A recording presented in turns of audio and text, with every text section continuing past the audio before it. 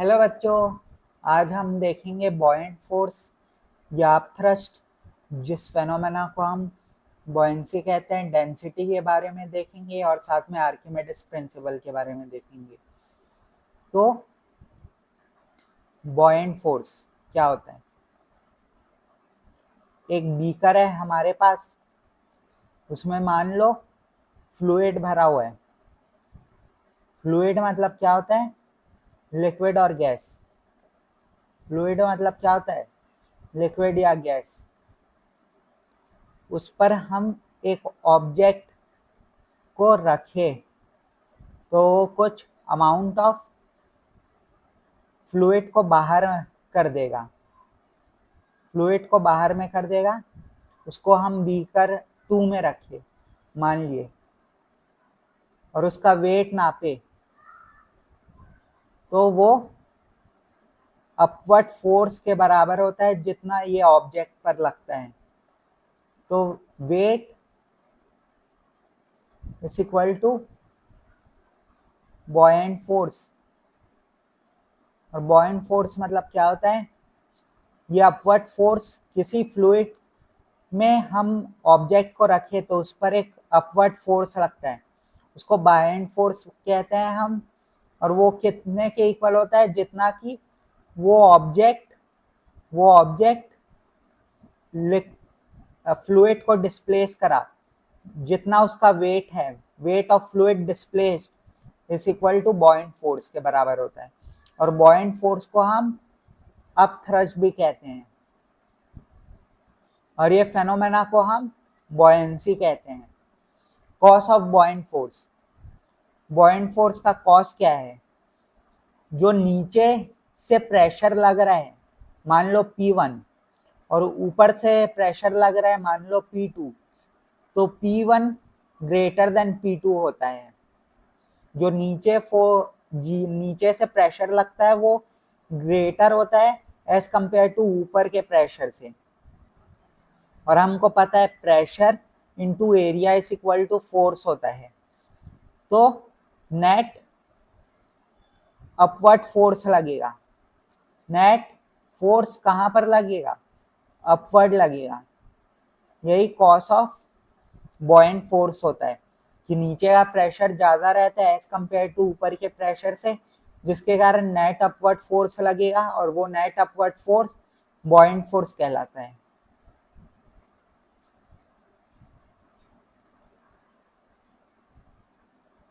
Factors affecting buoyant force. Factors affecting buoyant force में density of fluid. अगर density of fluid, मान लो एक object है O1 और मान लो एक ऑब्जेक्ट है O2, दोनों का वेट डिफरेंट है, तो डेंसिटी D1 वाले फ्लूइड में रखे एक को और एक में डेंसिटी D2 वाले फ्लूइड में रखे, और D1 ग्रेटर देन D2 है, मतलब density of 1 is greater than density of 2 है। तो फोर्स किस में ज़्यादा लगेगा? जिसमें डेंसिटी ज़्यादा होगी उसमें फोर्स भी लगाने की क्षमता भी ज़्यादा होगी। और volume of object emerged in liquid. मान लो एक ऑब्जेक्ट है O1, वो कम वॉल्यूम ऑफ ऑब्जेक्ट को कम कम इमर्स कर रही है, और एक है दूसरा बीकर है और सेम फ्लूइड लिए और उसमें रखे O1, वो ज़्यादा इमर्स कर रही है ऑब्जेक्ट को, तो ये सेकंड बीकर है, उसमें ज़्यादा बॉयंट फोर्स लगेगा एज कंपेयर टू O1 वाले से, O1 फर्स्ट बीकर वाले से। ऐसा क्यों? क्योंकि इसमें ऑब्जेक्ट ज़्यादा इमर्स है एज कंपेयर टू इससे। इसी कारण जिसमें ऑब्जेक्ट ज़्यादा इमर्स होगी उसमें बॉयंट फोर्स भी ज़्यादा लगेगा। और नेचर ऑफ द मेटल या नेचर ऑफ द ऑब्जेक्ट पर बॉयंट फोर्स डिपेंड नहीं करता है। नेचर ऑफ ऑब्जेक्ट पर बॉइंट फोर्स डिपेंड नहीं करता है, वो सिर्फ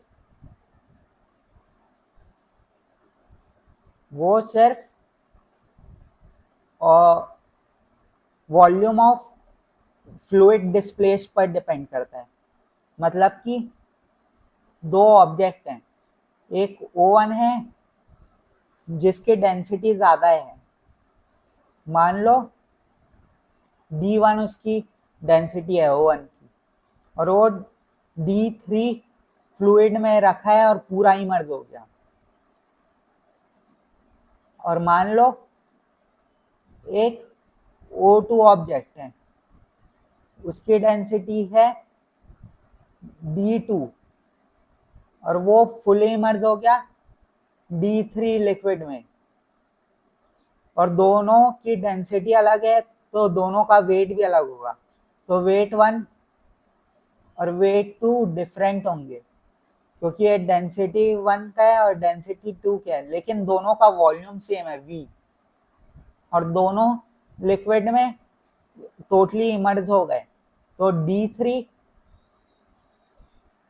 मान लिया D3 less than D2 less than D1, तो वेट 1 ग्रेटर देन वेट 2 होगा, क्योंकि डेंसिटी ऑब्जेक्ट O1 की ज़्यादा है एज कंपेयर टू डेंसिटी 2 की ऑब्जेक्ट। तो वेट 1 ग्रेटर होगा एज कंपेयर टू वेट 2, क्योंकि हमको पता है weight by volume is equal to density.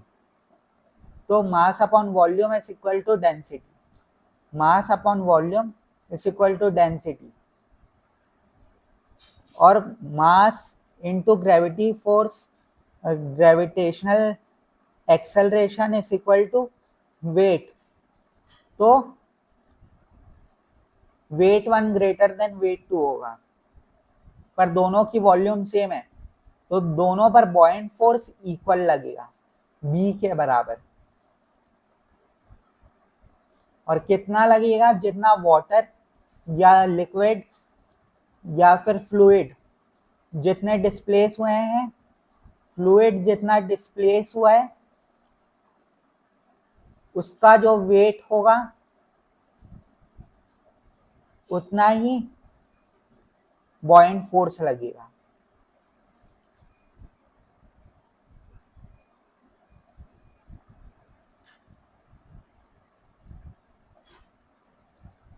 तो फ्लोटिंग और सिंकिंग ऑफ ऑब्जेक्ट, अगर ऑब्जेक्ट का weight less than buoyant force है तो ऑब्जेक्ट फ्लोट करेगा।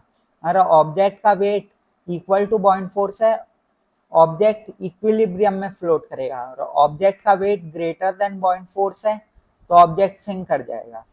मतलब कहने का मतलब क्या है, एक ऑब्जेक्ट है, उसको हम फ्लूइड में रखे, उस पर जो बॉइंट फोर्स लग रहा है वो इक्वल टू ऑब्जेक्ट का वेट हो गया तो वो फ्लोट करेगा। अगर बॉइंट फोर्स जितना लग रहा है और ऑब्जेक्ट का वेट दोनों इक्वल हैं तब भी फ्लोट करेगा, लेकिन इन इक्विलिब्रियम फ्लोट करेगा। और अगर बॉइंट फोर्स लेस देन ऑब्जेक्ट का वेट है तो फिर ऑब्जेक्ट सिंक कर जाएगा।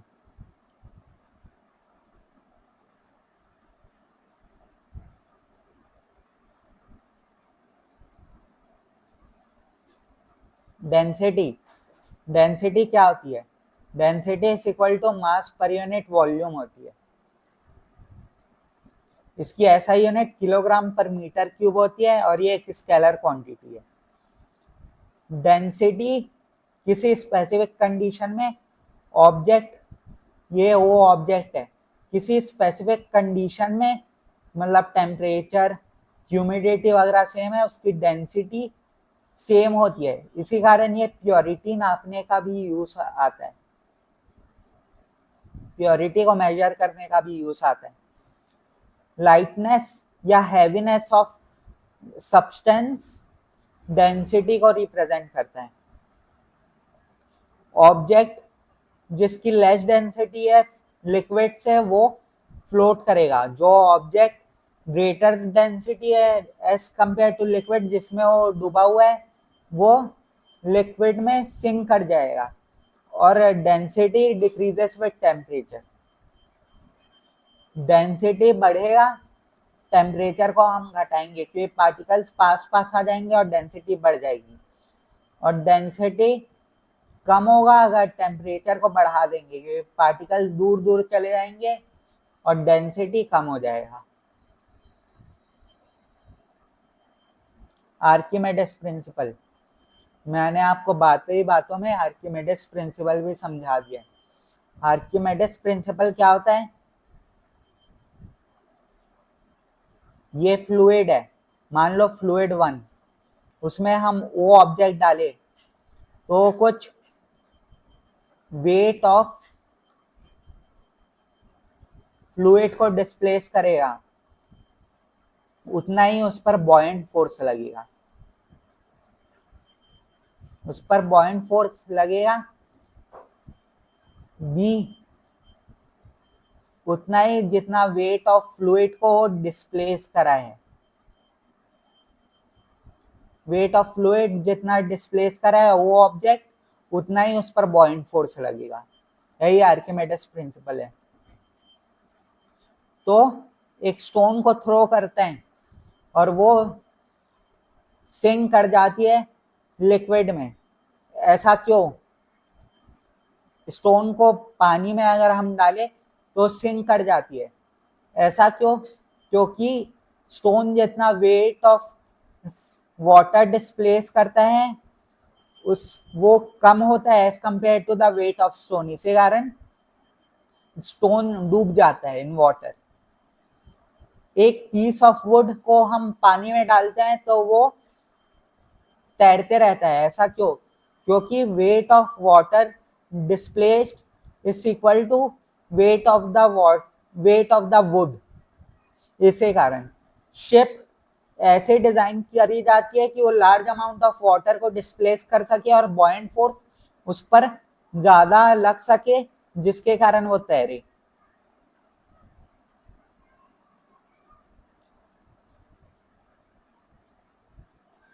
तो बॉयंसी क्या है? किसी ऑब्जेक्ट को हम फ्लूइड में छोड़ते हैं तो वाटर डिस्प्लेस करती है, वाटर या लिक्विड डिस्प्लेस करती है फ्लूइड। वाटर या लिक्विड या फ्लूइड डिस्प्लेस करती है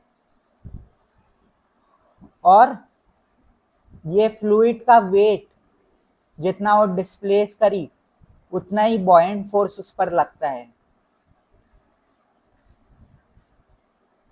बॉयंट फोर्स लगता है अगर किसी ऑब्जेक्ट को हम फ्लूइड में डालें तो फ्लूइड डिस्प्लेस होती है और उसका वेट बॉयंट फोर्स के इक्वल होता है। बॉयंट फोर्स लग रहा है इसमें, इसी फेनोमेना को हम बॉयंसी कहते हैं।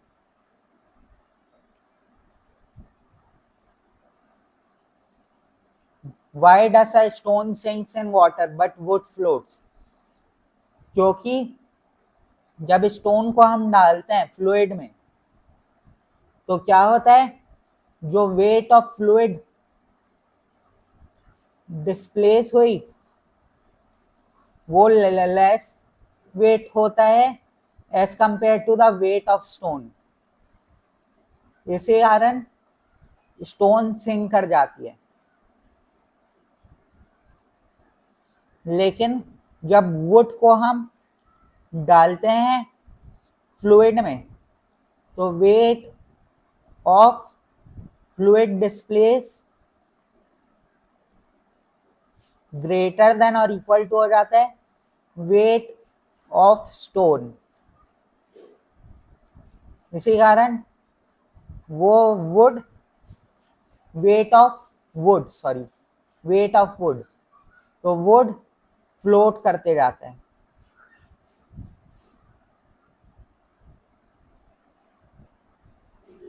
what is the buoyancy force equal to according to Archimedes principle?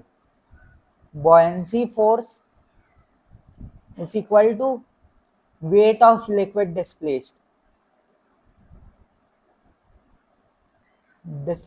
by object.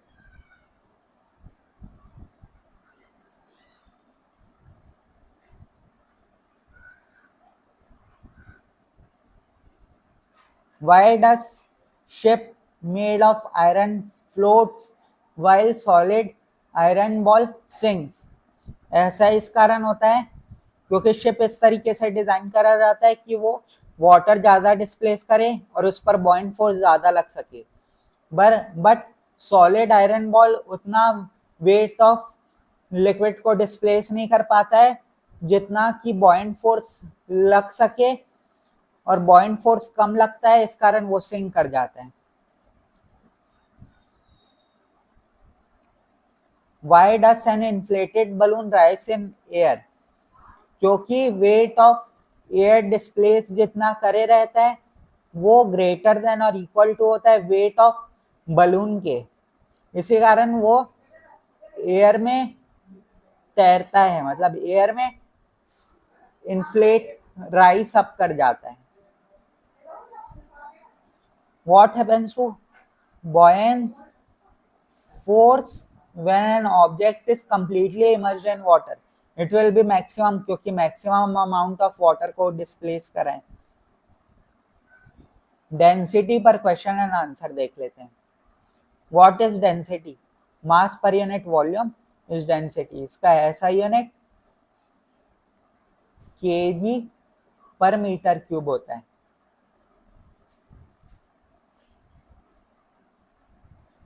इसके अदर यूनिट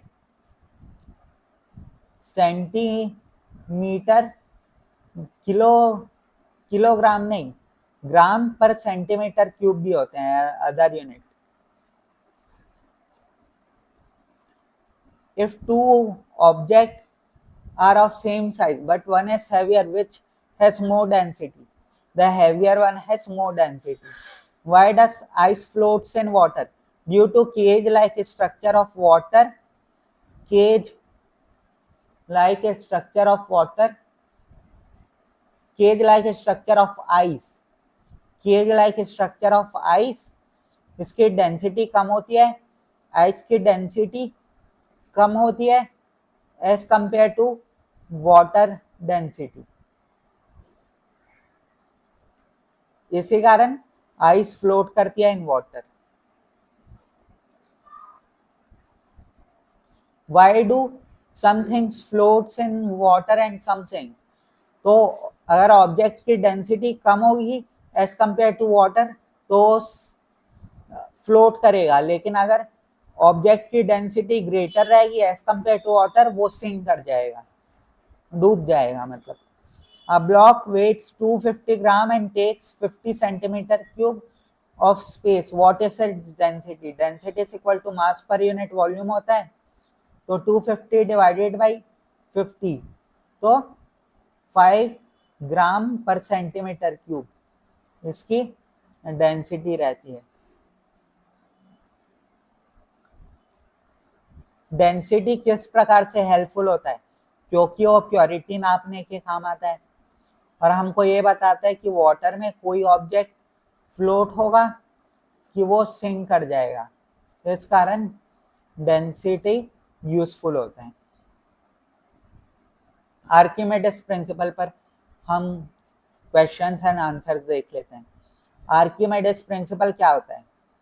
किसी ऑब्जेक्ट को हम फ्लूइड में रखे तो कुछ अमाउंट ऑफ फ्लूइड को डिस्प्लेस करेगी, जितना फ्लूइड डिस्प्लेस करी ना उसका जो वेट होगा is equal to buoyant force होगा वो ऑब्जेक्ट पर।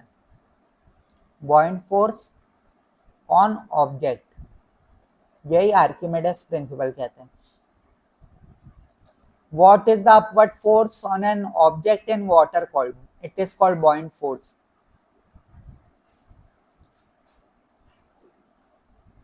Why does a stone sinks in water? क्योंकि स्टोन जितना अमाउंट ऑफ वाटर डिस्प्लेस करी, वाटर डिस्प्लेस्ड, उसका वेट लेस देन होता है वेट ऑफ स्टोन। इसी कारण स्टोन सिंक कर जाती है। Why do ships made of iron floats while a solid iron ball sinks?